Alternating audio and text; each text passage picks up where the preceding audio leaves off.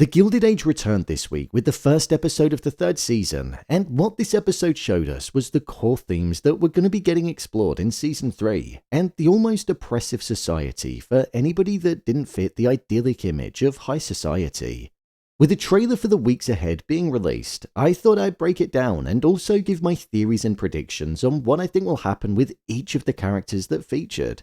Here is the Gilded Age Season 3 Episode 2 trailer explained. Just to let you know, this video will contain spoilers. So the trailer opened up with George and Bertha together, and George said to her, "We were a love match and we were happy." I'm imagining in this scenario he's talking about the fact that Gladys wants to be with Billy through love, but how Bertha wants Gladys to be with the Duke because of the status that it'll bring her. As per usual, it seems like George is on the side of his daughter and is looking out for her best interests, so I imagine Gladys is going to end up getting two completely different pieces of advice from both of her parents, which might make her end up feeling even more confused. George also said, "Why couldn't Gladys have had the same?" The past tense nature of this sentence makes me think that Gladys is actually going to end up in an unhappy relationship with the Duke, and she won't end up getting her happy ending with Billy. Alongside this, there was also a shot of the Duke being present, showing that he will be featuring in the season. After this, there was a line that Billy's mother said, which was accompanied by a shot of Gladys and Billy together, where she said, "The children, what if they can't be stopped?" And Bertha responded and said, "Well, as a rule, I'm the sort of person who always gets what she wants." We know that Bertha wants her daughter to marry the Duke because it will elevate the family's position in high society even more. But with Bertha saying that, and it seeming like she's not going to budge at the idea of Gladys being with anybody else, I think her stubborn nature could actually end up costing her her family and her relationship with her daughter.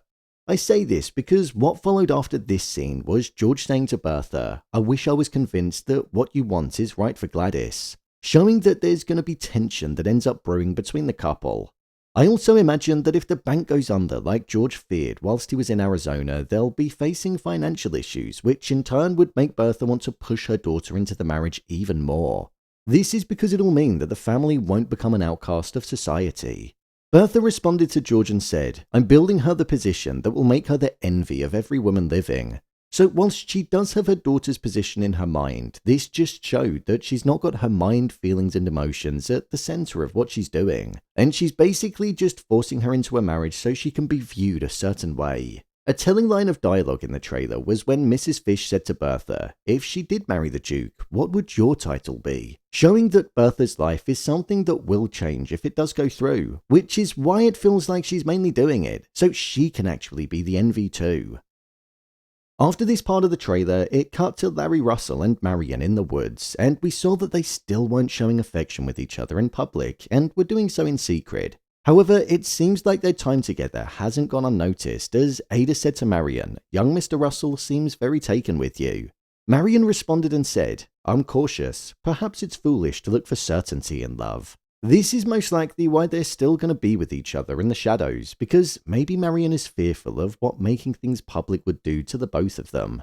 Along with this, it was contrasted with Charles and Aurora on screen, with Charles saying to her, "Our marriage is over," and Aurora said, "I'll be finished when the news gets out." This led Agnes to respond to her and say, "It would be easier for you if he were dead."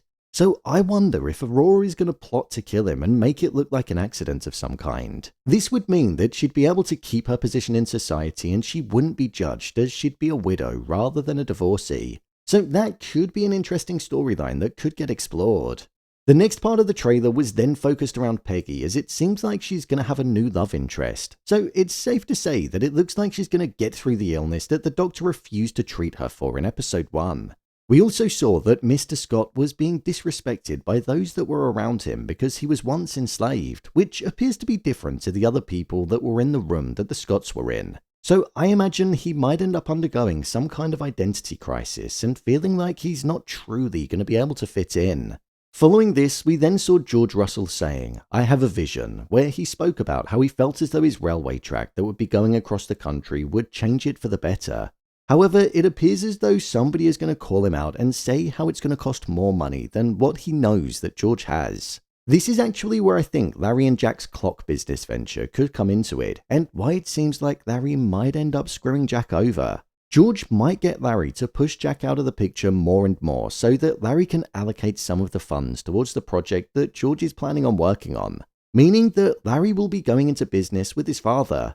It's just one theory for now, and one that I hope doesn't happen because Larry is a character that feels like the only pure one in the Russell family, so I guess we'll see.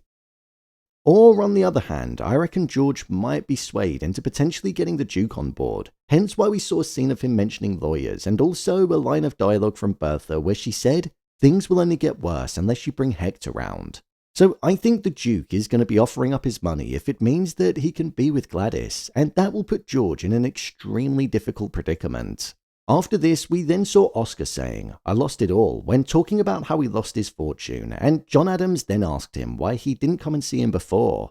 He also said that he'd do anything for him. So I think we could see Oscar look to get out of the rut that he's in with the help of John Adams, and a romantic relationship could end up blossoming. It also seemed like Mr. Fortune, Peggy, and this new gentleman that Peggy is going to be spending time with are going to form some kind of love triangle between them, ultimately leaving Peggy in a situation where she'll need to pick which of the two she'd actually like to be with, and it could be why she's in tears on the stairs at the end.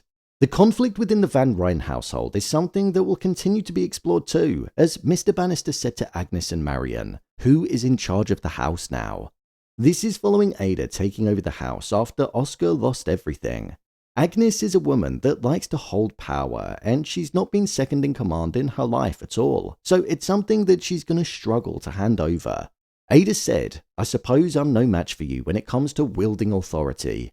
So her sister is definitely going to be acting like she's still in charge, and this will most likely cause the relationship between the two of them to be tarnished and be sour moving forward.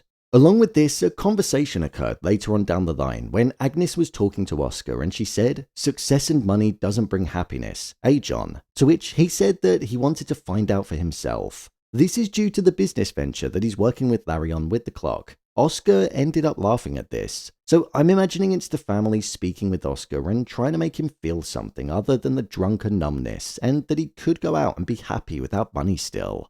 This next scene in the trailer very much shone a light on the mindset that Bertha had.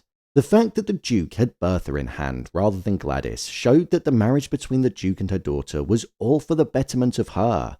Being seen with the Duke at her arms would cause gossip to stir and for envy to be the leading emotion amongst her peers. There was also a scene of Gladys being searched for, which could be from the next episode following Gladys running away at the end of episode 1. Or it could be from later on down the line as George was seen to say, "This mess is of your making," and Bertha could genuinely drive her to the point where Gladys ends up running away with Billy. Bertha was said to say, "Winning in business and winning in society are linked."